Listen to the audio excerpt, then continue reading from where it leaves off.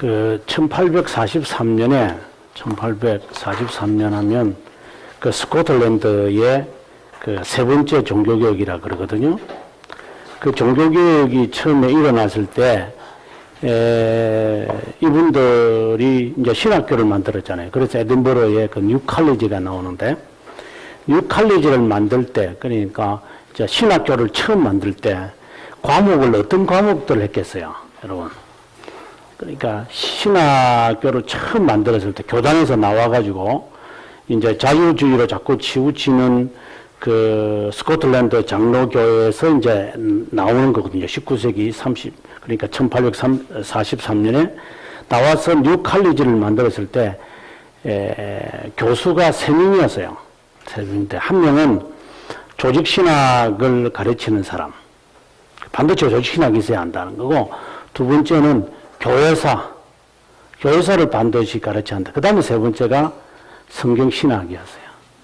그래서 이게 그 세 사람 가운데서 이제 한 사람이 제가 번역을 했던 이제 윌리엄 카닝함은 이제 1세대는 아니고 그 다음 세대에 이제 등장을 하는데, 데이비드 웰시라고 하는 사람이 이제 등장을 했고, 그 다음에 찰머스라고 하는 사람, 그 다음에 이제 덩칸이라는 사람인데, 덩칸이라는 이 사람이 이제 구약을 가르치는 교수였는데, 이분이 목사가 되고 난 다음에도 그분의 그 생애범이 일어나요. 내가 목사가 되고 난 다음에도 내가 아직 회심의 경험이 내가 없었다. 그렇게 말해요.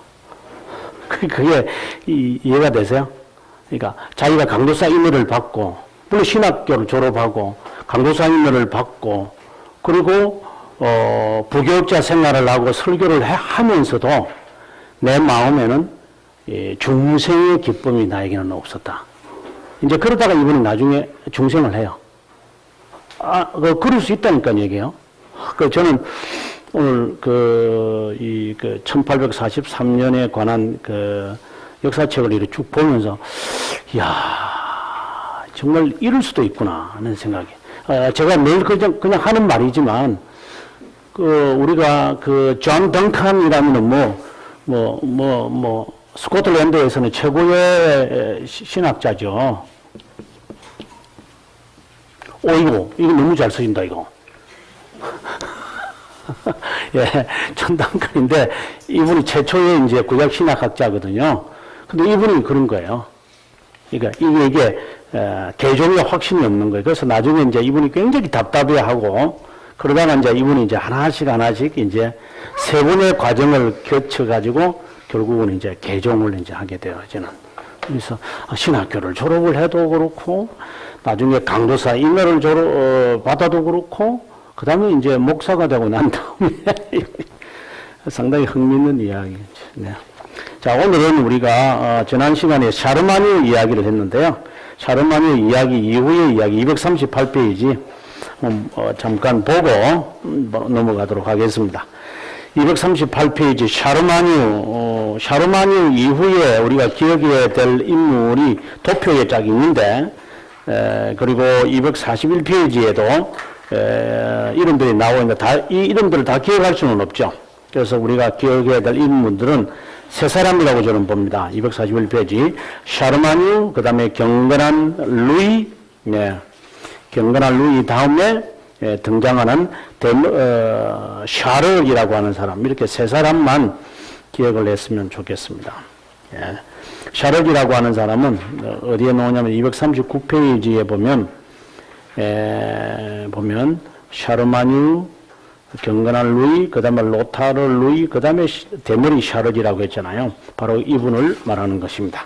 그래서 이 세 사람 정도는 꼭 기억을 했으면 좋겠다, 이렇게 했습니다. 경건한 루이를 우리가 샤르마뉴 보고, 그 다음에 경건한 루이에서 이제 우리가 기억해야 될 것은 친성 로마 제국이 세소로 분리된다. 그래서 세 나라로 이제 분리가 된다는 것이 우리가 경건한 루이에게서 봐야 될 아주 중요한 것이라고 저는 봅니다. 그 다음에 이제 대머리 샤를이라고 하는 사람인데요. 세 나라로 나누어지는 게 이제 거기에 보게 되어지면은 봅시다. 어디냐면 240 제가 지도가 있었을 텐데, 그죠? 지도가 있었을 텐데, 지도가 제가 있어가지고 지도를 봐야지 아마 이야기에 248페이지에 보게 되어지면은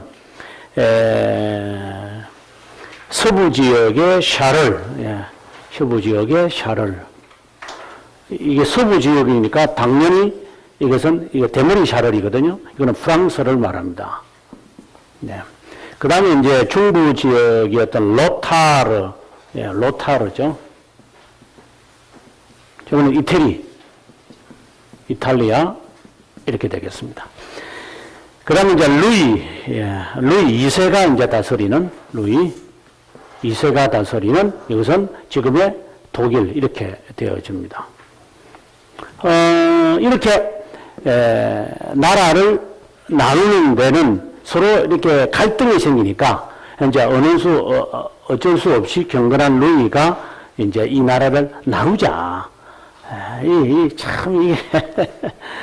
언제 그러면 이것이 나누어지느냐 하면 843년에 이제 베르든 이제 협약이 이제 맺어지면서 이것이 이제 나누어지게 됩니다. 베르든 협약이 어디냐면 248페이지에 보시면은 843년에 베르든 협약에 의해서 이제 이게 됩니다. 이 베르든이라는 이 도시는 지금도 있습니다. 조그마한 도시인데, 이 베르든이라고 하면 꼭 기억해 드릴 게 1차 세계대전이 이제 본래 독일 애들이 이제 프랑스를 치러 가는 것이잖아요. 프랑스를 치러 갈 때 여기서 더 이상 진전이 안 되는 거예요. 여기서 가야 되는데, 그 베르든이라는 것은 조그마한 도시면 지금도 가보면 조그마한 도시예요, 그냥. 그런데 거기에서 이게 진전이 안 되는 거예요, 이게. 그래서 이제 거기에 이제 베르든을 이제 두고 이쪽은 이제 우리가 아다시피 프랑스가 되고 이쪽은 독일이 되잖아요. 그래서 여기 이제 참호를 파고 전쟁을 이제 하는 판인데, 우리가 이 독일 애들이 전선에서 그 1차 세계대전도 마찬가지지만 이 전선할 때 가장 무기로 내세웠던 게 우리가 잘 아는 장갑차입니다. 지금 같은 탱크입니다. 그래서 이 기계 군단이라 그러잖아요. 그래서 나중에 이제 이 애들이 자동차도 잘 만드는데 제가 볼 때는 그게 이 독일 애들의 그거 같아요. 아주 굉장히 독특한 것 같아요. 이 기계를 만지는 것은 독일 애들 절대 따라갈 수 없을 것 같아요. 그래서 이 독일 애들이 이제 베르든을 이제 넘어서 이제 프랑스를 진격해야 되는데 이게 안 되는 거예요. 그래서 여기서 이제 줄이 이제 쭉 꺼어졌죠. 이것을 우리가 말할 때 마지노선이라 그러잖아요. 기억하세요? 마지노라는 말이 듣는 게 이 베르든에서 못 건너가는 거예요, 이제. 왜 못 건너가면 그냥 지나가면 되는데 여기에다가 홈을 파는데 우리가 여기서 이제 땅을 이제 이렇게 본다면, 측면에서 본다면, 땅을 이렇게 파버리는 거예요. 이렇게 전부 다 이렇게. 그러니까 탱크가 가다가 혹 다 빠지는 거예요.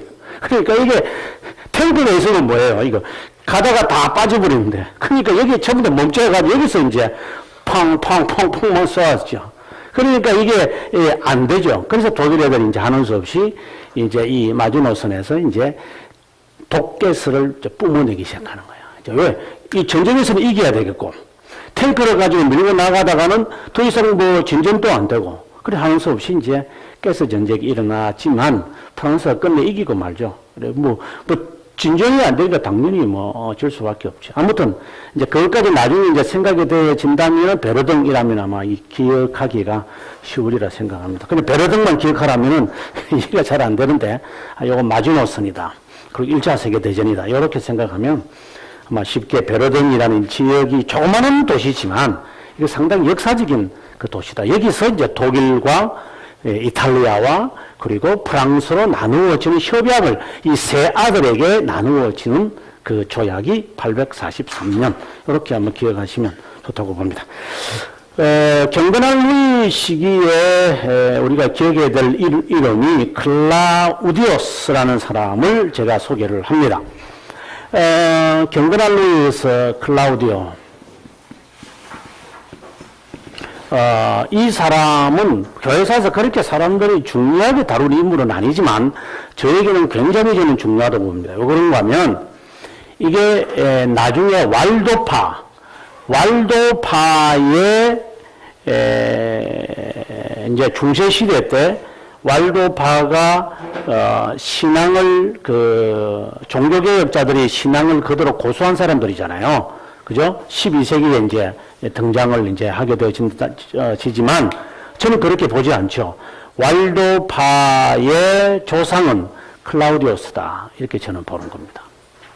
왜 그런가 하면 클라우디우스가요, 나중에 이단으로 정죄를 받아가지고 어디에 가서 목회를 하느냐면 투린에서 목회를 해요. 투린. 이 투린 지역이 바로 왈도파가 거했던 장소입니다. 이 클라우디오는 이제 9세기 인물이고 이거는 12세기니까 3세기 떨어져서 무엇이 연결되느냐라고 하지만 제가 지난번에도 말씀드렸지만 중세 역사에서 신앙의 전통을 지켜온 사람들의 역사는 보존되어 있지 않습니다. 왜? 항상 쫓겨다녔으니까. 그런데 이 사람들이 이단으로 정죄를 받았으니까, 이제, 로만 카톨릭에게서. 그래서, 로만 카톨릭이 이단을 정죄하고, 이단을 신문하는 과정을 적어 놓았는데, 그 읽기에 왈도파가 등장하니까 우리가 왈도파에 대해서 아는 거죠. 그리고 이런 기록 외에는 이 왈도파에 대해서 알 수 있는 길이 없어요. 그런데 이 왈도파가 거했던 그 장소에 그들의 거주지에 이 클라우디우스가 300년 전에 목회했다는 거예요. 그래서 저는 이제 이것을 이제 다 찾아냈어요, 제가. 왈도라고 어떤 사람들은 이제 왈도파라고 하니까 왈도파가 12세기 만들었다라고 로만 카톨릭이 말하지만 저는 그렇게 보질 않고 어떻게 보냐면 왈도라고 하는, 피에로 왈도죠. 피에로 왈도라고 하는 사람이 무리들을 자기가 모아가지고 왈도파를 만든 게 아니라 이 왈도라는 사람이 등장하기 전에 리옹의 가난한 자들이라는 사람들이 있었다. 이 말입니다. 이 가난한 사람들을 이제 왈도가 이 사람들의 지도자가 되었다. 그래서 이제 로만 카톨릭에서는 이들을 가리켜서 그냥 왈도파라고 했다. 이런 말을 해요. 그러면서 제가 이제 뭘 밝혀내냐면 피에르 왈도라고 말하는 이 왈도와 왈도파라고 하는 이거는 이제 왈덴지안이라고 하는데 여기서 말하는 왈도와 여기서 말하는 왈도가 저는 다르다고 보죠. 정말. 제가 이걸 다 밝혀내죠. 이 왈도파의 왈도와 피에르 왈도는 다르다. 그럼 왜 제가 그렇게 밝혀내려고 했냐면 왈도가 있기 전에 가난한 사람들이 있었다라는 말을 하고 싶은 거예요. 그래서 제가 이 클라우디오와 연결을 제가 지으려고 했죠. 근데 저는 그렇게 봐요. 저는 개인적으로. 뭐 그렇게까지 볼 사람들은 뭐 있는지 없는지 그건 중요한 건 저는 모르더라도 저는 이 왈도파가 왈도에 의해서 시작했다고는 보질 않아요. 네. 그 다음에 또 하나 중요한 것은 왈도파가 다르다라고 하는 것이 중요하게 되어지고 또 하나 중요한 게 뭐냐면 이 가난한 사람들이라고 하는 이 사람들의 삶이요, 누구에게 영향을 끼치느냐? 나중에 프란체스코입니다. 프란체스코가 가난한 삶을 살죠. 그전에는 수도사들이 가난한 삶을 살지 않습니다. 여러분 아다시피 수도원에 딱 갇혀서 살았어요. 그런데 이 프란체스코가 딱 등장하면서 가난한 삶을 산다 그러거든요. 거주지도 없이. 그러면 프란체스코는 어디서 그러면 이 아이들을 갖고 왔는가? 리옹의 가난한 자들이라는 거죠. 네. 왜? 이 가난한 자들이 살고 있는 삶의 형태나 프란체스코가 사는 삶의 형태하고 똑같아요. 근데 이 사람들이 프란체스코보다 100년 전에 살았거든요. 그러니까 왈도파라는 이 피에로 왈도라는 사람이 등장해서 왈도파의 기운을 이제 로만 카톨릭이 말할 때 프란체스코보다 100년 전에 이야기를 하고 있어요. 근데 이 사람들이 살고 있었던 피에몬테라든가 투린이나 그리고 프란체스코가 활동을 했던 아시시나 그렇게 멀지 않아요. 이게 영향을 받았다고. 그 다음에 그 다음에 이제 더 중요한 게, 이 왈도파들이 고수하고 있는 그 고백서가 있잖아요. 고백서. 이 고백서하고 나중에 이제 스위스 종교개혁자들이 되어지는 칼빈이라든가 베처라든가 그 다음에 기욤이라든가 이런 사람들의 고백하고 똑같아요. 이런 것을 볼 때에 제가 이 프랑스 출신들인 종교개혁자들이 자기들이 종교개혁을 이제 일으키면서 우리가 특별히 기욤이라고 하는 사람은 독일의 종교개혁하고는 전혀 상관이 없어요. 독일 종교개혁 때문에 예를 들어서 칼빈이라든가 그 다음에 여기 기욤이라든가 프랑스 사람들이 개혁을 했는가? 그건 전혀 그렇지 않아요. 사람들이 지금 종교개혁이라니까 자꾸 독일로만 가시지만 우리가 아는 쩌빙글이라든가 쩌빙글이 루터와 아무 상관이 없잖아요.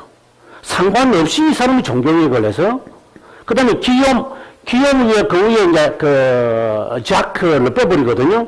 르페볼. 루터와 아무 상관이 없어요, 이 사람들은. 상관없이 이 사람은 종교개혁들을 했어요. 근데 많은 사람들은 독일의 종교개혁이 마치 쩌빙글이나 르페볼이나 칼빈에게 왔다고 사람들이 말하지만 실제로는 교회사를 또 조금 더 이렇게 깊이 관찰해 보면 아무 상관없이 이분 나름대로 개혁파들은 개혁파 나름대로 종교개혁을 일으켰다 이 말하는 거죠. 자, 그랬을 때, 자 봅시다. 그랬을 때 르페볼이나 그 다음에 그 후계자였던 그 제자이죠. 기욤이나 그 다음에 베처라든가 이런 사람들이 종교개혁을 할 때에 얼마나 불안했겠게 했을까요? 이것도 하나의 이단이 되는 종파가 아닌가? 얼마나 염려가 있겠어 실제로. 무슨 루터에게서 영향을 받았다면 상관이 없겠지만은 그렇지 않고 독립적으로 이제 이 종교개혁을 일으킬 때에 다른 이제 로만 가톨릭에서 나와서 지금 교회를 만든 거잖아요. 그때 불안을 했는데 그 불안을 해소할 수 있는 길은 어디였을까? 기욤과 베처가 어디에 그 기운을 두기 시작하냐면 바로 이 왈도파의 기운을 둡니다. 그러니까 종교개혁이 있기 전에 종교개혁의 정신을 가지고 살았던 이 왈도파가 있었다라는 거예요. 거기에서 이 사람들이 힘을 얻는 거예요. 그래서 우리 종교개혁에서 개혁파 종교개혁의 원인을 찾을 때는 이 리옹의 가난한 자, 즉 왈도파 쪽으로 가야 되고 왈도파를 가면 그 왈도파와 좀 더 이제 역사적인 자료가 없으니까 그래서 단절되어 있으니까 그래서 건너뛰어서 300년 전에 있었던 클라우디오까지 간다 이렇게 보시는 거예요. 클라우디오까지 가게 되어지면 그 다음에 뭐가 나오느냐? 클라우디오가 무엇을 당시에 주장을 했을까라고 하는 것을 보게 될 수밖에 없죠. 네, 그래서 이제 여기에 보면 248페이지에 보게 되어지면은 제가 밑줄을 그었는데 클라우디오에 대하여 마무리하면서 잊지 말아야 할 것은 중세시대의 리옹의 가난한 자들이라고 불리는 왈도파로 시작한 인물이 됩니다 했습니다. 그 다음에 앞으로 돌아가서 클라우디오가 쓴 변정서를 제가 해석을 했잖아요. 지난 시간에 제가 잠깐 읽었는데요. 이제 이 내용을 보게 되어지면은 왜 이들이 성상 파괴에 대해서 그렇게 염두에 두고 검소하게 지내려고 했느냐를 우리가 알 수 있다는 것이죠. 그래서 제가 이것을 아주 자세하게 아마 여러분들에게 제가 소개합니다.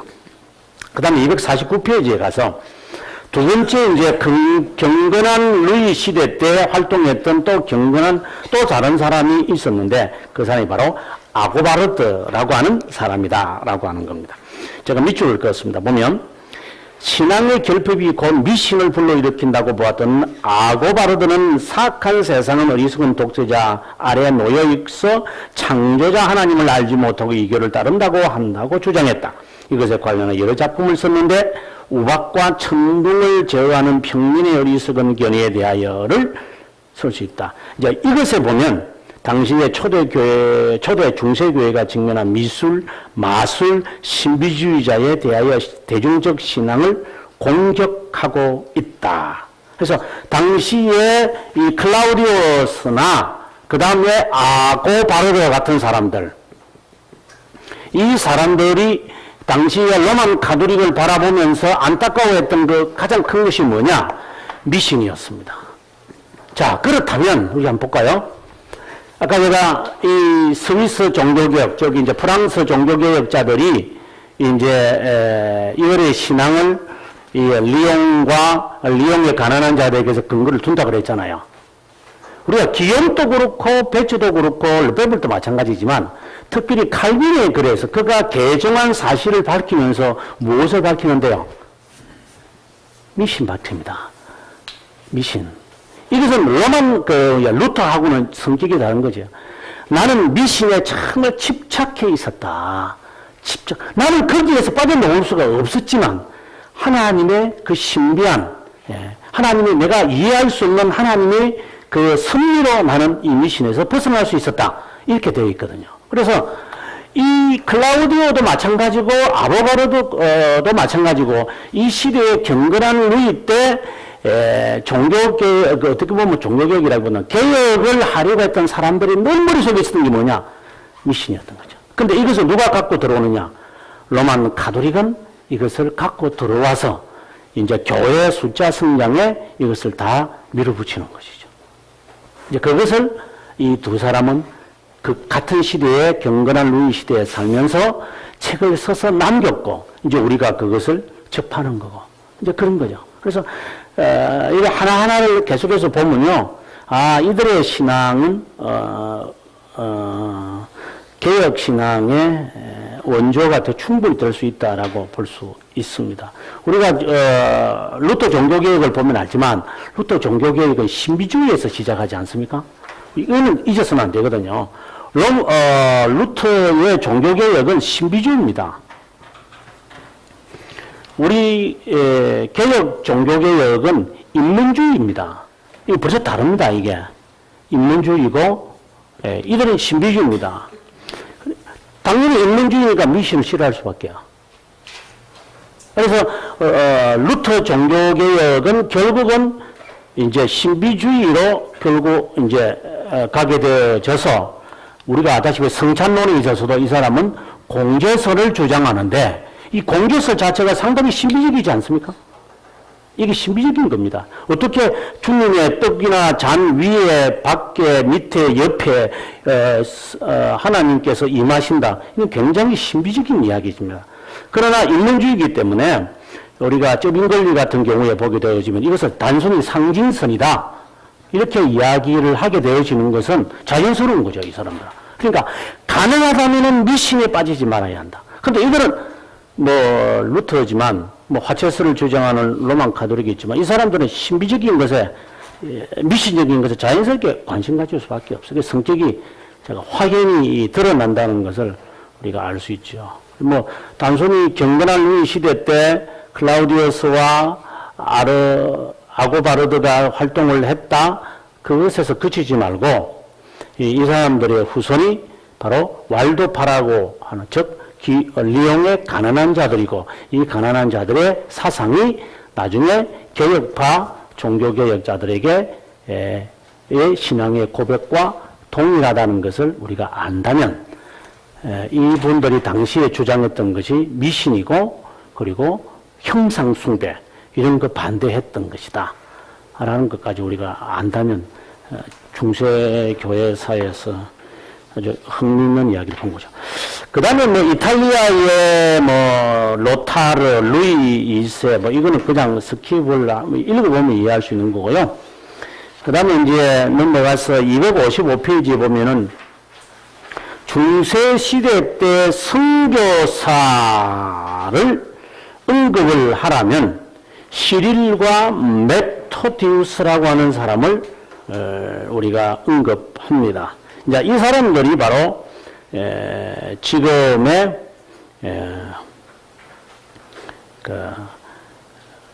언어를 이제 만들어내죠. 바로 그 사람들이 동유럽의 사람들의 언어를 이 사람이 만들어냅니다. 선교사로서. 이제 그걸 기억을 하기 위해서 이것을 제가 썼습니다. 그 다음에 이제 넘어가서 259페이지에 가보게 되어지면은 이 포티오스라고 하는 사람이 또 교회사에서 중요하게 등장합니다. 포티오스. 왜 중요하냐면 나중에 이제 제가 이제 좀 맥을 좀 잡아야 되는데 로만 카톨릭이 개혁을 하면서 했던 여러 제 방법들이 있었다 그랬잖아요. 그 방법 가운데 하나가 뭐냐면 동서교회를 분리하는 것이었습니다. 그래서 제가 그때 개혁 운동을 제가 설명을 하면서 이제 이게 교회사를 보는 문이죠, 실제로는요. 이거는 수도원 중심으로 하는 운동이죠. 이거는 수도원 운동의 중심으로 개혁 운동을 하게 할 때 어떤 수도회가 등장을 하느냐면은 우리가 아다시피 클로니 수도회입니다. 클로니 수도회가 등장을 해서 이제 우리가 요 시대 다음에 이제 로만 카톨릭이 막 부패하잖아요. 어느 정도 부패하냐면은 창부 정치가 등장할 정도로 막 교회가 부패하거든요. 그 부패할 때에 그것을 이제 개혁하기 위해서 클로니 수도회가 이제 이게 10세기에 만들어집니다. 이때 만들어지게 될 때에 클로니 수도회들은 지난번에 말씀드렸다시피 이게 수도사들은 성직자가 아닙니다. 그래, 제야 세력입니다. 제야 세력 꼭 기억하셔야 돼요. 제야 세력인데 이 사람들이 이제 어디까지 오느냐면 이 사람들이 교황까지 오릅니다. 그래서 이 사람들이 교회를 개혁하기 위해서는 이제 제도권 아래 제도권으로 들어가야 된다는 거죠. 그래서 교황들이 이제 이 사람 출신들이 그다음부터 이 클로니 수도의 출신들이 거의 다 교황들이 됩니다. 그럼 이 사람들이 되고 이제 개혁을 이제 시도할 때 제일 먼저 시도한 게 뭐냐? 독신제도였잖아요. 왜? 자기들은 결혼 안 하고 사니까. 그러니까 자연스럽게 이제 사제들 보고도 너 결혼하지 마. 이렇게 말하게 되는 거예요. 그래서 사제들이 졸지에 이제 결혼한 자녀들하고 이제 전륜을 해야 되고 뭐 전륜이 그게 가능하겠어요? 그게 불가능해요. 이게 독신제도를 주장을 했다 하지만 독신제도가 이루어지는 것은 거의 없어요. 이게 그대로 자기들도 애 다 숨겨놓고 살아놓고서는 그건 말도 안 되는 이야기고요. 계속 독신제도는 그냥 끝까지 유지되지 않고 겉으로만 유지됐을 뿐이죠. 아무튼 독신제도 이 사람들이 주장을 했죠. 그러고 난 다음에 독신제도를 하고 난 다음에 이 사람들이 나중에는 종교회의를 개최해가지고 종교회의죠. 종교회의를 개최해서 자기들의 신복들을 다 심습니다. 여러분 보시면 압니다. 항상 개혁을 하는 사람들이 우리가 여기 오늘 뭐 대통령이 누가 되겠지만 그러면 자기 똘마니가 다 배치하겠죠. 그건 당연한 거니까 자기 똘마니 다 배치해가 나중에 그 똘마니들이 이제 좀 얻어먹으려고 하다가 이제 부패가 되고 이제 뭐 대통령 이름을 이용해가지고 일들을 하겠죠 이제. 그건 뻔한 거니까. 그러니까 종교회의를 해서 이 개혁운동을 하는 클로니 수도회들이 다 자기들의 신복을 다 심습니다. 신복들을 다 심습니다. 그래서 클로니 수도회 출신들의 이제 대감독들이 다 되는 거예요. 그러면서 이 클로니 수도회가 명을 하나 딱 내리면 쫙 이루어지는 완전히 군사체제처럼 이것을 마치 개혁이라고 생각을 하는 거죠. 그리고 난 다음에 그 다음에 꼭 하는 게 있습니다. 그 다음에 개혁을 부르짖는 사람이 항상 공통적으로 하는 게 뭐냐? 그 다음부터는 분열합니다. 이거는 공식입니다. 이거는 공식. 항상 개혁을 하는 사람들의 첫 번째 정신은 뭐냐? 제도권 안에 들어가자. 그거 딱 공식입니다. 제가 말하는 종교개혁을 말하는 게 아니라 그 다음에 두 번째 자기들의 신복을 다 왜 못 믿으니까 그러니까 자기가 아는 사람을 다 심어버리죠. 그 다음에 뭐냐? 여차하면 딱 나온다. 이렇게 딱 되는 거죠. 이거는 삼박자입니다. 제가 교회사 2000년 역사를 보면서 항상 느끼는 게 이거 딱 느낍니다. 그래서 제가 늘 하는 말은 제약권에 있는 사람들은 이 안에 들어가면 안 됩니다. 제도권 안에 들어가면 안 됩니다. 그건 실패입니다. 지금 한국이 이제 저는 이제 그래서 지금 한국이 어지러운 거거든요. 제야권에 있는 사람들이 자꾸 대통령 되고 싶어가지고, 예, 어떤 때는 막 교수들도 대통령 되고 싶어 하고 막 이러니까 이게 완전 오합지졸이 되니까 이 참 문제인 거죠. 이제 그렇게 되겠죠? 그러면 이제 그다음부터 이 사람은 이제, 예, 자기 사람 친구들 딱. 그러니까 친구들이 보다도 가장 믿을 만한 게 자기 조카, 자기 동생 뭐 이거니까. 족불차도가 쫙 형성될 수밖에 없어요. 그러다가 막 안 되면 또 이름 또 바꿨잖아요. 뭐 이름도 뭐 하도 바뀌어서 무슨 이름인지 뭐 그냥 공화당 하면 안 되는가요? 저거는 민주당하고 여기는 항상 여기 또 보니까 항상 공화당이었는데 보니까 여기는 공화당. 한 바퀴 병 돌다가 또 공화당이 되겠죠. 좀 이제 지금 무슨 당이든가 뭐 예, 또 당이 됐는데 상당히 흥미있습니다. 그래서 지금 여기 포티우스라고 하는 사람은 이야기 하다가 이제 바퀴 도는데 이 분열을 하게 될 때에 동로마 제국의 아주 막강한 동로마 제국이 아니라 동방교회의 최고의 지도자를 두라. 우리가 서방교회에서 최고의 지도자를 두라. 이렇게 하면 그레고리 1세입니다. 이거는 뭐 590년에서 604년에 있었던 친구인데 그 다음에 두 번째 한 사람을 두라면 이노첸조 3세입니다. 이거는 누구든지 인정합니다. 이 사람이 뭐 4차 십자군운도 이렇게 그랬지만 그렇다면 동방교회에서 가장 훌륭한 자기들의 대감독을 두라. 이러면 누구든지 포티오스를 듭니다. 근데 이 포티오스가 지도자가 되는 것을 이 서방교회에서 인정을 안 하는 거예요. 이걸 인정을 안 하는 거야. 그러면서 동방교회와 서방교회가 이제 갈등이 있다. 이제 그 이야기를 지금 이제 제가 하려고 259페이지에 포티오스 이야기를 시작을 한 것입니다. 뭐 나중에 이제 뭐 보시면 아마 이렇게 생각하고 보시면 아마 이해가 굉장히 빠를 겁니다.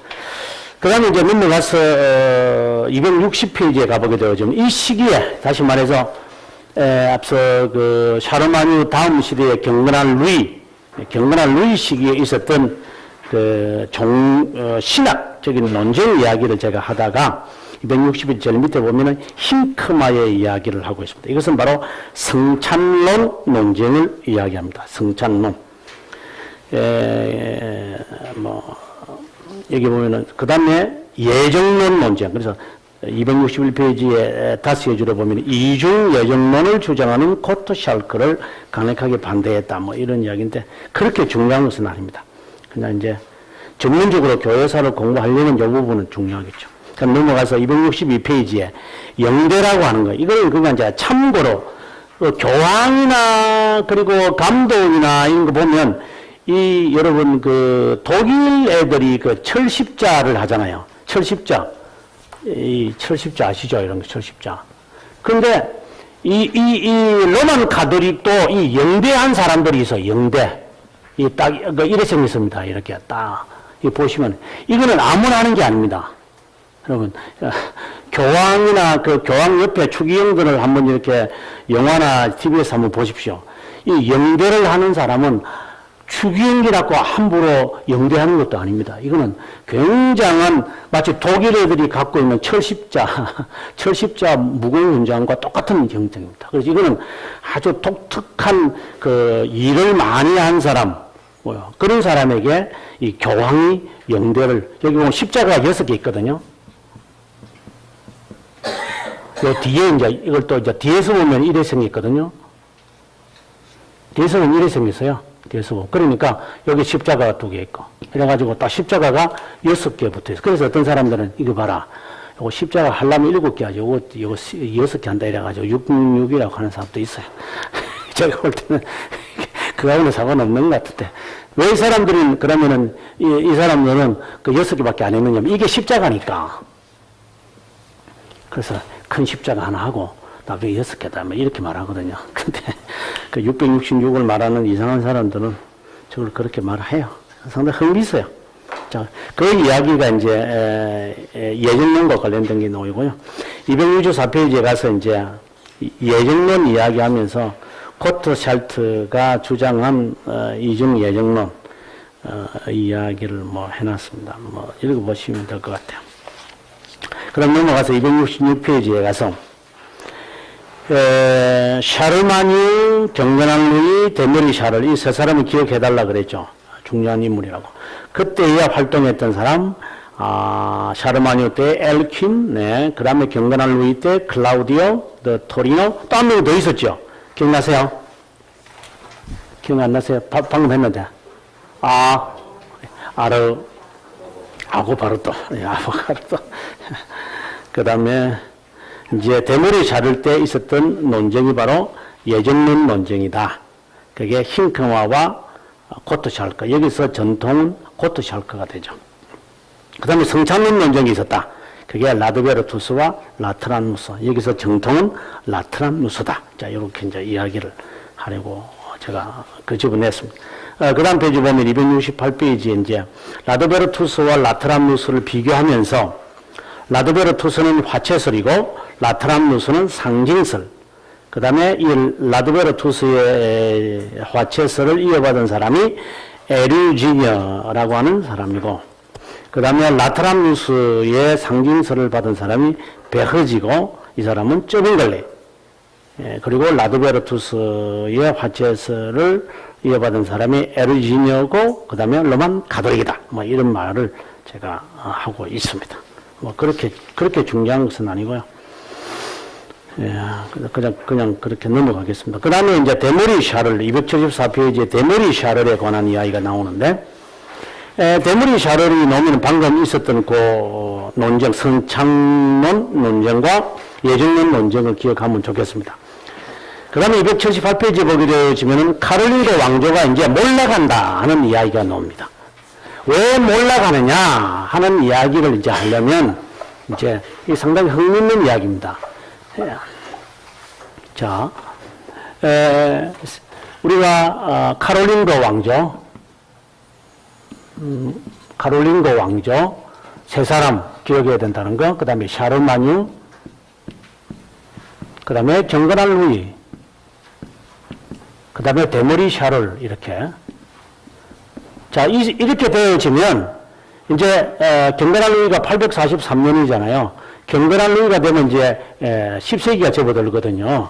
10세기가 접어들면서, 카롤린거 왕조도 이제 부패해져 간다. 그 부패해져 가는 핵심에 있는 자손들에게서 나타나는, 가장 부패한 게 뭐냐? 창부 정치다. 이렇게 우리가 보는 겁니다. 그래서 이 창부 정치를 이 창부 정치를 누가 개혁하려고 뛰어드느냐 하면은 독일의 왕이었던 오토가 이 창부 정치를 해결하기 위해서 이때에 있었던 교황을 없애고 자기 마음에 드는 교황을 세웁니다. 그러면서 이 황제 권한을 어디로 가져가느냐?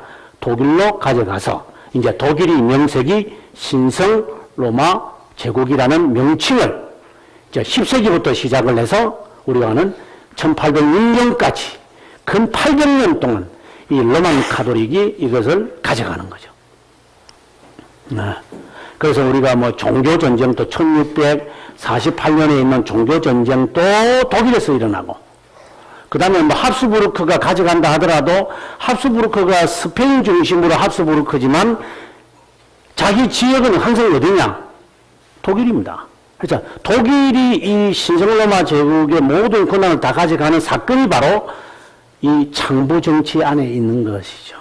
그러니까 이 카롤린거 왕조가 이제 부패해져 가는 것이고, 그 부패의 절정이고, 그 절정을 이제 오토 대제가 해결하면서 나타나는 거죠. 그러면 창부 정치를 통해서 신성로마 제국이 옮겨주고 난 다음에 등장하는 교회와 사건이 이제 연대별로 보면 재밌어요. 카롤린거 왕조가 등장을 하고, 이게 이제 9세기잖아요. 자, 10세기에 이제 이게 창부 정치가 등장을 하고, 그 다음에 11세기로 넘어가면, 여기 11세기인데. 물론 이게 뭐 100년에 있는 뭐 사건을 하나씩 말하는 거니까 상당히 흥미는 없지만, 그리고 우리가 그냥 시대별로 알려면 10세기에 가면 시작하는 게 바로 십자군 전쟁이다. 이렇게 보는 거죠. 그리고 동서교회, 그 유명한 동서방교회가 분열된다. 이 사건이 11세기로 이제 나타납니다. 이게 상당히 흥미있죠. 예, 9세기에 만들어진 로만 가톨릭, 그리고 신성로마 제국이 10세기에 이르러서 100년도 가지 못하고 이제 프랑스 중심에 있었던 카롤린고 왕조는 오토 대제로 넘어가 버리고, 그리고 그 사이에는 창부 정치가 있고, 그 다음에 오토 대제로 넘어가면서 나타나는 현상은 이제 십자군 운동과 동방 서방 교회의 분열이다. 이렇게 되면 아마 그 다음에 있는 이야기로 넘어가기 전에 아마 이것을 이해하기가 쉬울 겁니다. 그 사이에 또 있는 이야기가 뭐냐? 자, 상당히 흥미있는 건데, 지금 한쪽에는 카롤린고 왕조 9세기에 일어난 요 이야기를 했다면, 동시대에 있었던 이야기가 있는 거죠. 그게 뭐냐? 바로 노르만의 대이동이다. 바이킹의 대이동이죠. 그래서 바로 노르만의 대이동이 카롤린고 왕조가 있는 당시에 가장 활발했다. 이렇게 보시면 돼요. 물론 시작은 이 사람들이 743년인가 8년인가 뭐 이렇게 됐죠. 아마 정확히 700이야. 이거 잠깐만요. 정확히 793 죄송. 그렇죠. 793년. 네. 793년에 시작하거든요. 그러니까 샤르마니 시작할 때 하는 거 그래요. 이게 793년부터 이제 노르만의 대이동이 시작을 해서 마치는 것은 언제 마치느냐? 1066년에 끝나거든요. 그러면 우리가 동방서방의 보세요. 동서방의 분열이 제가 언제냐고 했냐면 1054년이거든요.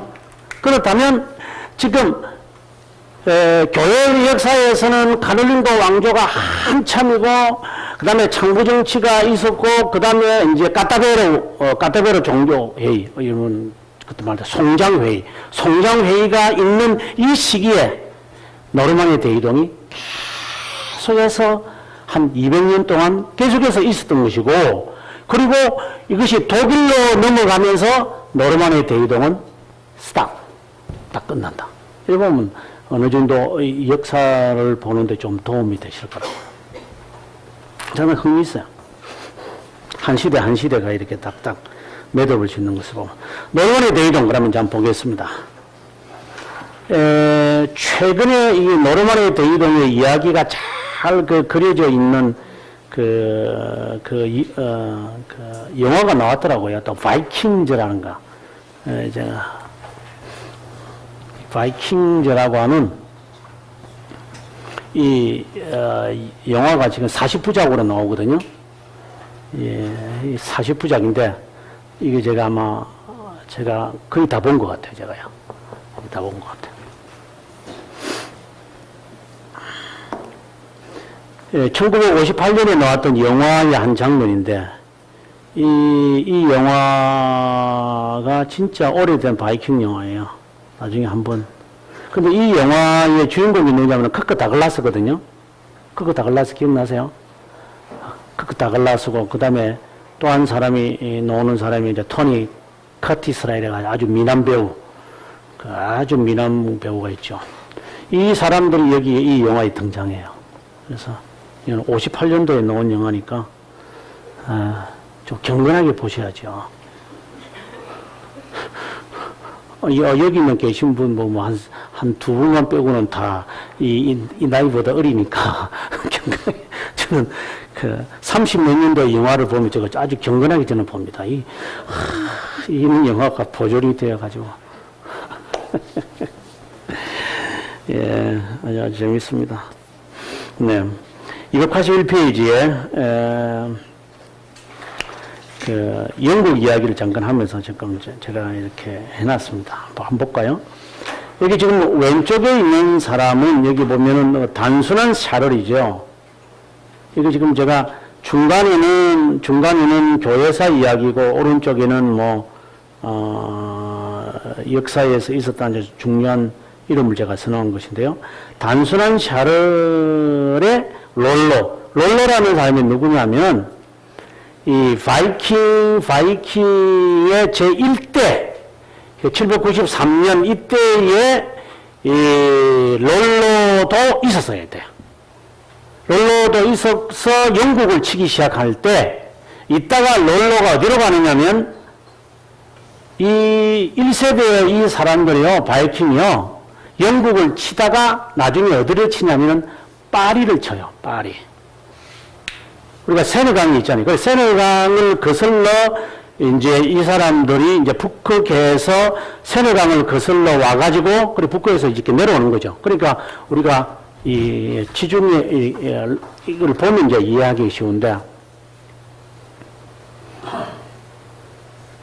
이렇게 됐다면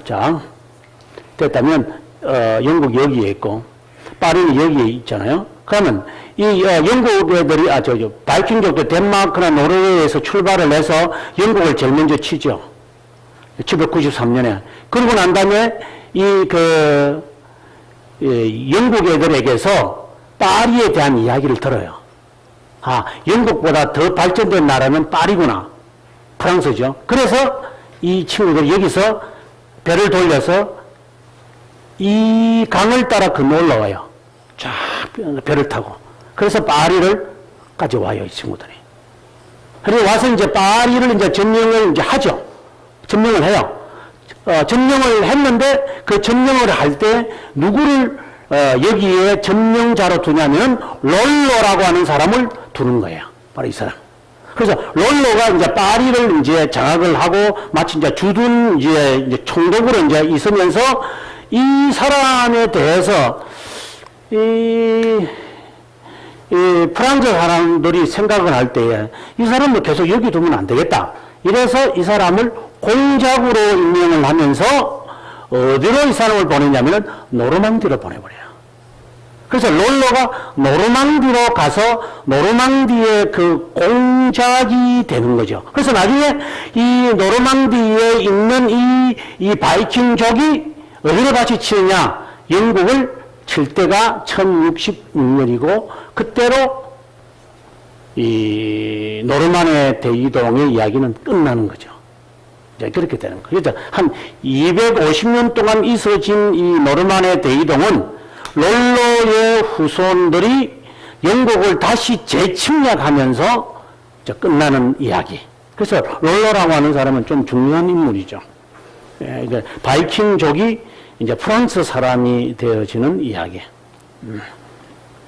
이제 그 이야기고요. 그 다음에 이제 샤를 다음으로 이제 윌리엄 1세라는 사람을 썼는데, 윌리엄 1세가 누구냐면, 앞서 말씀드린 1066년, 노르만의 대이동 마지막이거든요, 이 사람들이. 여기에 노르망디에 있는 바이킹도들이 올라갈 때, 이때 올라가서 영국에 세운 나라가 우리가 잘 아는 노르만족입니다. 영국의 사람들은 제가 늘 하는 말이지만 여기에 있는 그 독일의 작센족이 있었던 작센족, 덴마크 지역에 있었던 앙글리아족, 이게 우리 흔히 말하는 앵글로 색슨족이라고 그러고, 그러고 난 다음에 1066년부터 노르만들이 올라가서 이제 노르만족으로 바꿔버리죠. 그래서 앵글로 색슨족, 이 색슨족을 몰아내고 노르만족이 이제 이 영국을 완전히 장악을 하게 되어지죠. 그러면서 언어를 보시면은 독일의 언어, 프랑스의 언어가 이거는 독일어거든요. 작생족이니까, 앙글레아니까 독일이고, 그리고 노르만은 이거는 프랑스잖아요. 그러니까 이 영어 안에는 이 독일어와 프랑스가 자연스럽게 들어올 수밖에 없죠. 그 민족이 그렇게 이루어졌으니까. 네. 그리고 하나 재밌는 것은 노르만족이 처음에 66년도에 이제 윌리엄 1세에서 시작하는데 이 사람을 윌리엄 공이라고 그래요. 윌리엄 어떤 사람들은 윌리엄 대공 이렇게도 하기도 하고 대제 이렇게도 붙였는데 어쨌든 윌리엄 1세입니다. 이 사람이 등장을 해서 제일 먼저 한 작업이 뭐냐?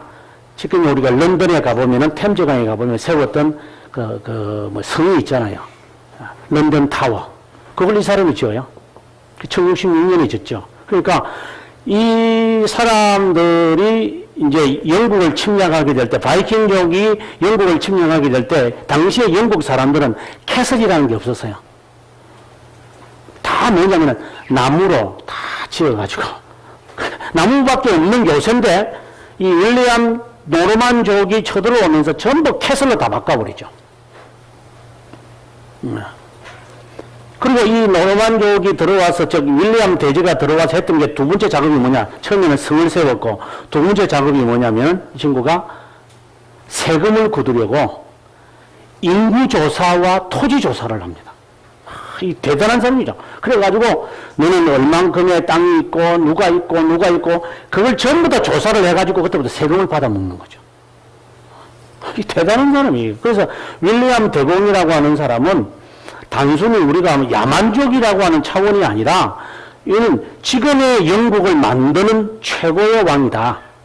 그래서 헨리 8세가 등장하기 전에 최고의 왕으로 사람들이 이야기합니다. 대단한 사람이죠. 그때 누가 있었느냐 하고 제가 지금 이야기할 때 랑프랑이라고 하는 사람이 있었고, 그 다음에 윌리엄 2세 시기에는 이 사람 아들이거든요.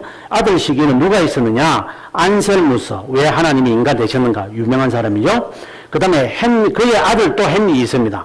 헨리 2세 때는 토마스 아베키드. 네. 이 토마스 아베키드의 이 이야기를 내가 캔터베리 이야기라고 하는 이유가 뭐냐면은 캔터베리 이야기의 이 배경이 되는 게 토마스 아베키드가 캔터베리에서 순교하죠. 순교라고 해야 될지 모르지만 어쨌든. 그 다음에 헨리 2세의 아들이 누구냐? 이게 바로 사자왕입니다. 리처드 1세. 이 리처드 1세의 동생이, 막내 동생이 존이죠. 이게 우리가 잘 아는 이제 누구지? 로빈 훗이 등장하는, 로빈 훗이 등장할 때 이게 악당으로 등장하는 존. 바로 이 사람이 존입니다. 그래서 이 이야기를 보시면 재밌죠. 그래서 윌리엄 대공 2세, 헨리 1세, 2세, 리차드 1세, 그 다음에 존 하면 뭐 영국 역사는 이제 주로 이제 요 이야기들이니까 상당히 외우기 쉬워요.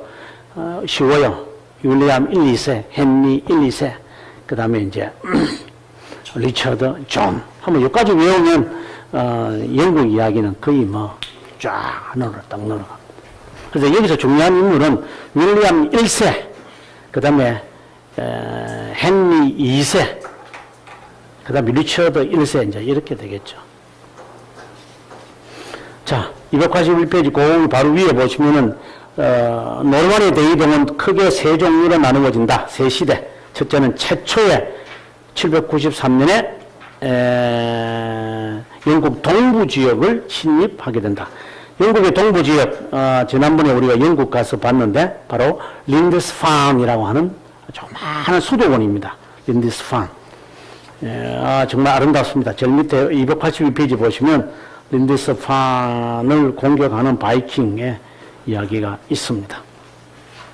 그리고 두 번째로서는 바이킹이 이탈리아와 시칠리아를 침입한다.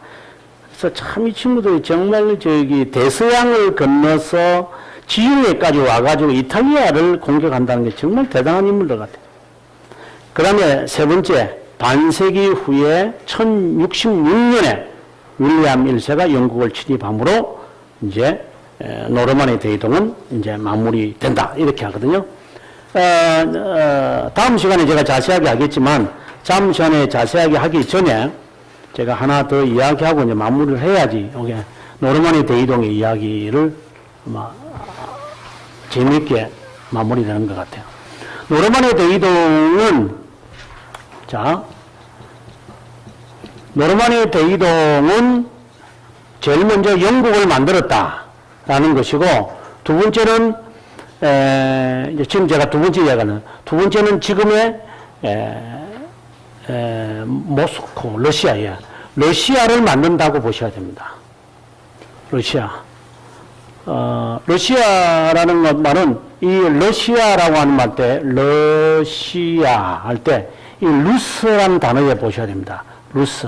루스라는 게 그 볼바 강과 이제 우리가 북극에서부터 이렇게 쭉 내려오면 볼바 강이 있고, 그 다음에 이제 디크리스 강인가 뭐 있는데, 이 강역에 전부 이렇게 루스가 만들어져요. 루스가. 이 루스가 뭐냐면, 이게, 바이킹족과 그 지역 주위에 있는 사람들의 상업지역이에요, 이게. 그 상업지역도 이게 러스입니다. 이 러스들이 모여가지고 만든 나라가 러시아입니다. 그러니까 이 러스는 뭐냐면, 바이킹족들이 그 지역 사람들과 이렇게 교제하기 위해서 만났던 장소 부락들이 형성이 되어서 지금의 모스크바가 된 거죠. 지금의 이제 러시아가 된 건데, 그 중에 가장 대표적인 것이 무엇이었는가? 바로 모스크바라고 하는 러스가 생긴 거죠. 그래서 이 모스크바가 그 러스에서는 가장 강력한 그 지도자 역할을 하는, 어떻게 해서 모스크바가 지도자 역할을 하게 되었냐면, 여기는 지금 이제 노르만의 대위대는 8세기부터 시작하지만 조금만 지나고 나면은 몽골리아 지역에서 등장을 하는 몽골이 이제 13세기 되면 등장하거든요. 이 등장을 할 때 이 친구들은 점령하는 곳마다 세금을 받았는데, 그 세금을 갖다 주는 대표자가 누구였느냐? 모스크바였어요. 모스크바라는 루스였는데, 이 모스크바의 루스가 한 100년 동안 세금을 루스들에게 다 세금을 거두어 가지고 몽골 사람에게 갖다 바친 거죠. 이제 그러다가 모스크바가 왜 우리가 바쳐야 돼? 이래서 이제 쿠데타를 일으키면서 이제 모스크바가 지도자가 되어졌고, 그 지도자 형성을 아울러서 러시아가 이제 러시아 공화국이 쫙 형성이 되어지는 것이죠. 그래서 노르만의 대이동은 단순히 영국만 만든 것이 아니라, 여기에 러시아도 만들었다라는 이야기까지. 그러면 이제 쭉 제가 그 이야기를 합니다. 285페이지 가보면 제가 그 이야기를 쭉 하고 있습니다. 그러니까 몽골 이야기. 그리고 또 다시 288페이지 가보면 이제 영국 이야기가 다시 등장을 합니다. 그래서 다음 시간에 제가 영국 이야기를 하는 거 있는데, 영어를 또 다 스킵을 하고, 제가 설명을 다 했다고 봅니다. 하고, 이제 창부정치 이야기 하면서, 송장 창부정치 하면서 새로운 시대 이야기를 제가 하도록 하겠습니다.